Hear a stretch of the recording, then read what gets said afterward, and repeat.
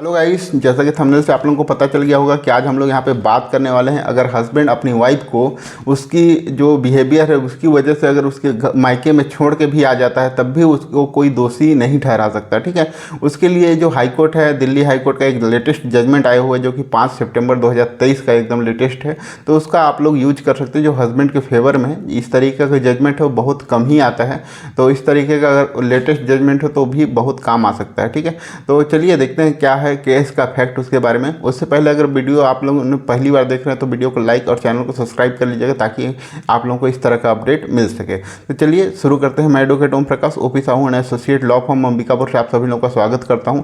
तो जो केस का फैक्ट है उसके बारे में देख लेते हैं। जो केस का फैक्ट है, उन लोग का जो हस्बैंड वाइफ दोनों हैं उनका जो शादी है 2015 में हुआ था और 2019 में दोनों अलग हो गए थे। उस बीच में उनके बीच में जो मन मुटाव था वो बीच में था, तो बीच में उनके द्वारा जो हस्बैंड और वाइफ हैं वो दोनों अपने ससुराल घर से अलग रेंट पे रहते थे, किराए पे घर लेके रहते थे।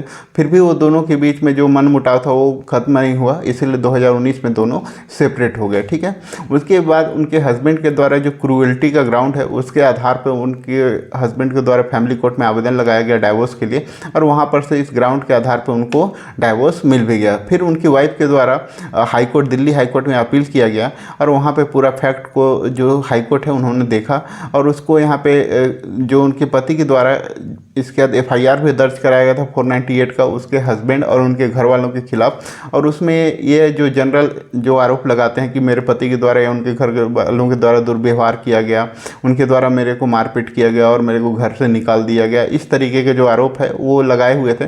बट किसी भी आरोप को वो वहाँ पर साबित नहीं कर पा रही थी।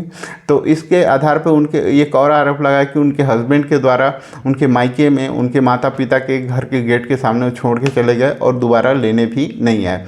और साथ ही वहाँ पे हाई कोर्ट ने उस चीज़ को देखा कि उनके जो वाइफ है उनके द्वारा उनके देवर के ऊपर भी छेड़खानी का आरोप लगाए थे कि उनके जो देवर हैं उनके द्वारा उनका हाथ वाथ पकड़ा गया और उसके लिए भी अलग से उनके द्वारा शिकायत की गई थी।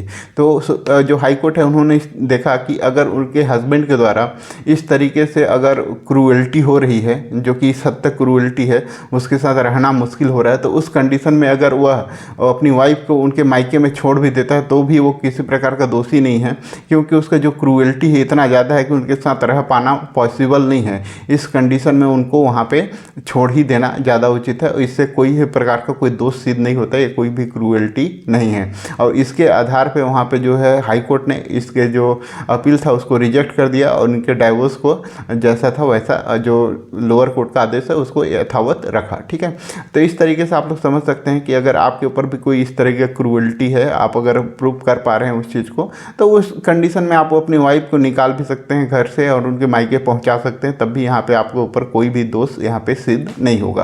तो इस तरीके से आप जजमेंट को देख सकते हैं। तो जजमेंट का नाम है प्रीति बनाम विकास। इस चीज़ को अभी लेटेस्ट जजमेंट आया हुआ है 5 सितंबर 2019 को। इसका आप लोग यूज चाहें तो कर सकते हैं। वीडियो अच्छा लगा हो तो वीडियो को लाइक करें, चैनल को सब्सक्राइब करें ताकि आप लोगों को इस तरह का अपडेट मिल सके। Thanks for watching.